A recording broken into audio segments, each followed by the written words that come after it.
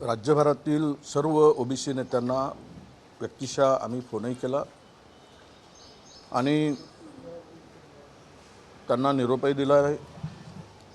साधारणतः महाराष्ट्रातील 150 ओबीसी नेते या बैठकीला उपस्थित राहणार आहेत। इथे पक्षाच्या पलीकडे जाऊन ही बैठक बोलवलेली आहे। ज्यांना ओबीसीचं हित जोपासायचं आहे, ओबीसीच्या हिताचं रक्षण करायचं आहे, त्यांनी त्या बैठकीला यावं अशी विनंती आम्ही त्यांना केलेली आहे।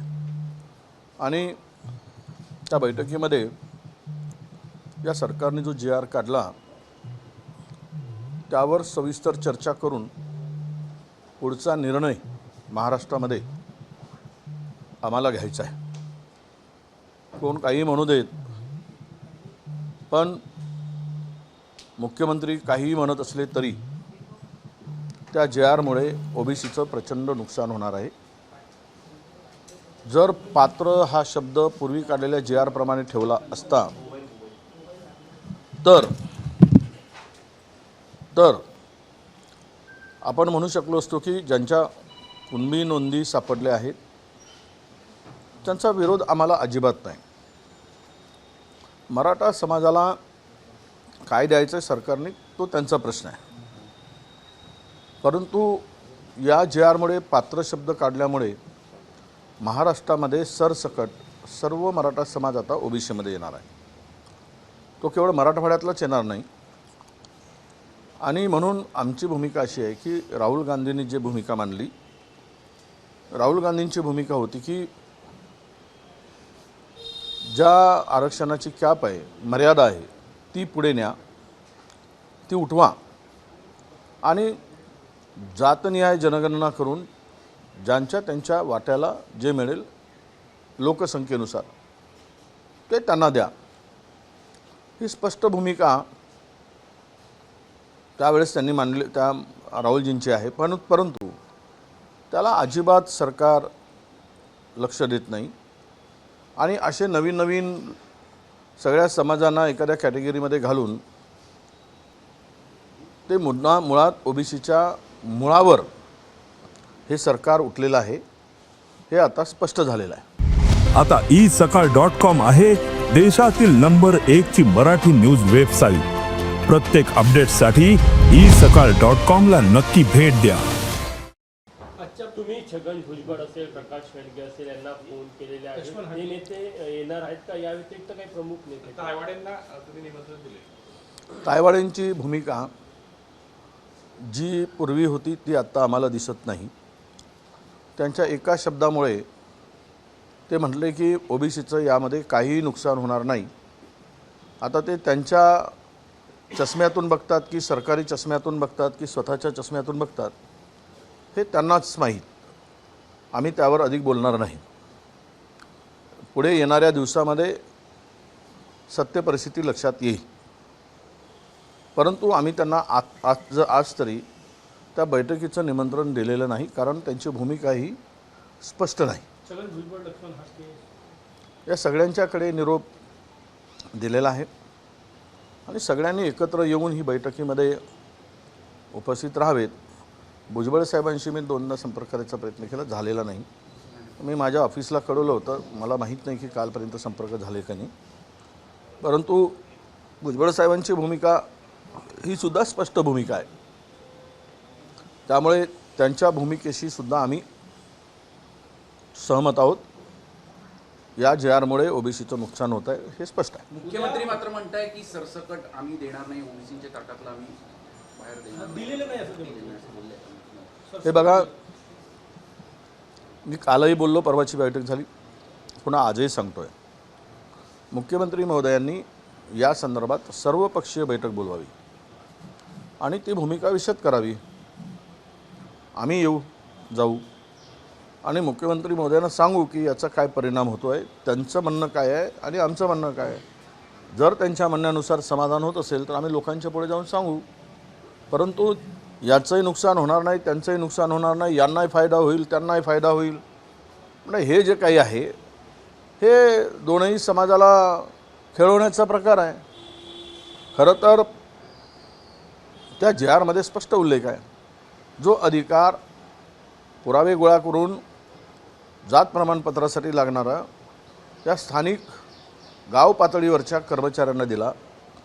आता मला सांगा की हैदराबाद गॅजेटमध्ये असा कुठलाही आडनावाचा किंवा नावाचा उल्लेख नाही.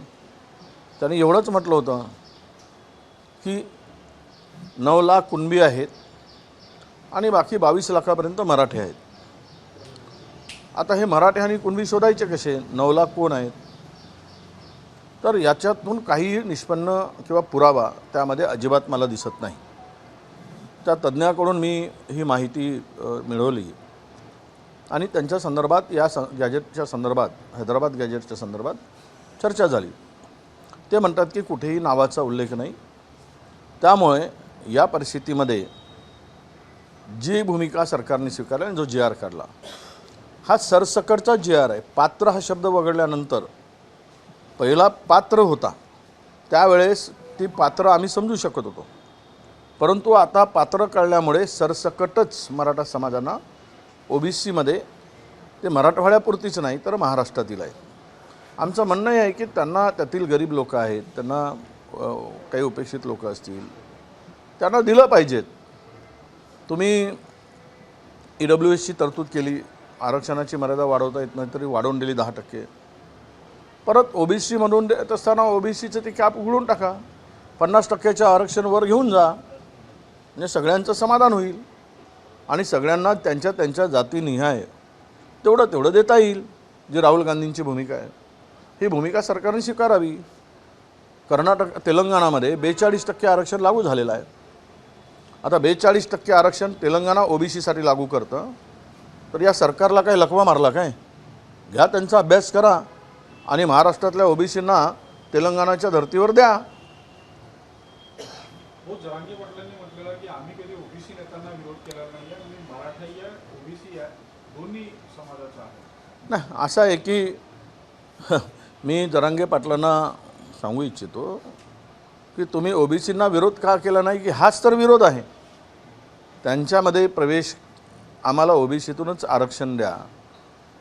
तर मग त्या जरांगे पाटलांनी OBCच्या आत्ताची असलेली आरक्षणाची मर्यादा जी आहे ती पुढे वाढवण्यासाठी कधी शब्द बोलले नाहीत.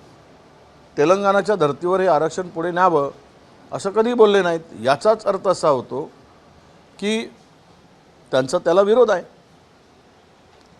दुसरा, हैदराबाद गॅजेटियरच्या धर्तीवर आता बंजारा समाज एसटी प्रवर्गात समावेश करण्याची मागणी करतो. जिंतूरला आता एक कार्यकर्ता उपोषणाला बसलेला आहे, 4-5 दिवस झालेले आहेत. मला काल तिथून अनेक लोकांचे फोन आले बंजारा समाजाचा. हे खरं आहे की हैदराबाद गॅजेटमध्ये स्पष्ट उल्लेख आहे बंजारा समाज हा तिकडे आणि इकडे महाराष्ट्रात असेल. तेलंगणामध्ये तर तो STमध्येच आहे. त्यामुळं त्यांची तशी मागणी आहे. आता सरकारने त्यावर निर्णय घ्यावा, सरकारने भूमिका स्पष्ट करावी. तो गॅजेट जर एका समाजाला लागू करायचा निर्णय घेतला असेल तर त्या स्वाभाविक आहे की बंजारा समाजाची मागणी पुढे येणं.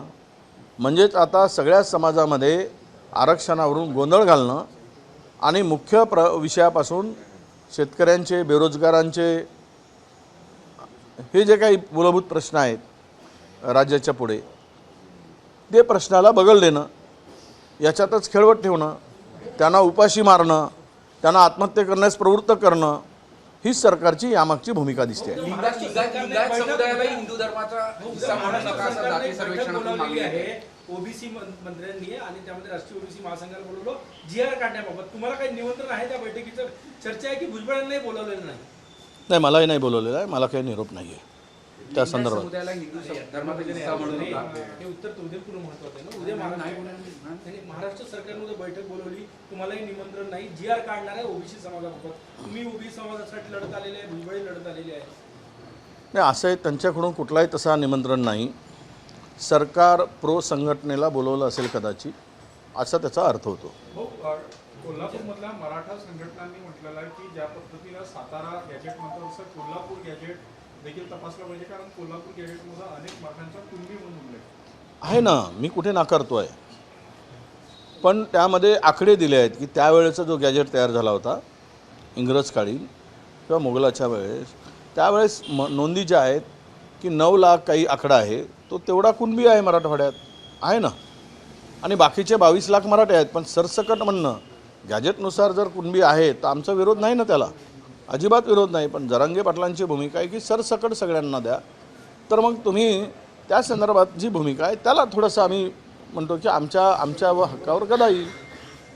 लिंगायत समुदायाला हिंदू धर्माचा हिस्सा म्हणू नका असं जातीय सर्वेक्षणातून त्याची मागणी आहे. कोणी मागणी केली? जातीय सर्वेक्षणातून आलेली आहे. आता वीरशैव लिंगायत म्हणून नाही, त्यांनी काय मागणी केली, त्यांनी कुठं राहायचं, कुठल्या धर्मात जायचं किंवा कुठला पंथ स्वीकारायचा, पण आजपर्यंत लिंगायत हा हिंदू धर्माचाच भाग राहिलेला आहे. रीती रिवाज, संस्कार, संस्कृती या सगळ्या हिंदू धर्माप्रमाणेच त्यांच्या रूढी परंपरा चालत आलेल्या आहेत. आता त्यांची भूमिका काही वेगळी असेल तर त्या संदर्भात आम्हाला बोलण्याचा अधिकार नाही. काँग्रेसचा ओबीसी प्रेम म्हणजे बघण्याचा असू असल्याचा आरोप भाजपकडून फक्त केशव उपाध्ये यांनी असं म्हटलेलं आहे. केशव उपाध्येला ओबीसीच्या वेदना काय करतील, ज्याचा जन्मच मुळात या प्रवर्गातून झाला नाही केशवचा. केशव पण माहीत आहे, केशवला सती माहीत आहेत, त्यामुळं त्यांनी या वेदना कुठे भोगल्या आहेत. त्यांचा विश्वास केशवचा संविधानावर असता तर त्याला कळलं असतं मगरीच्या आसू कोण मागत आहे.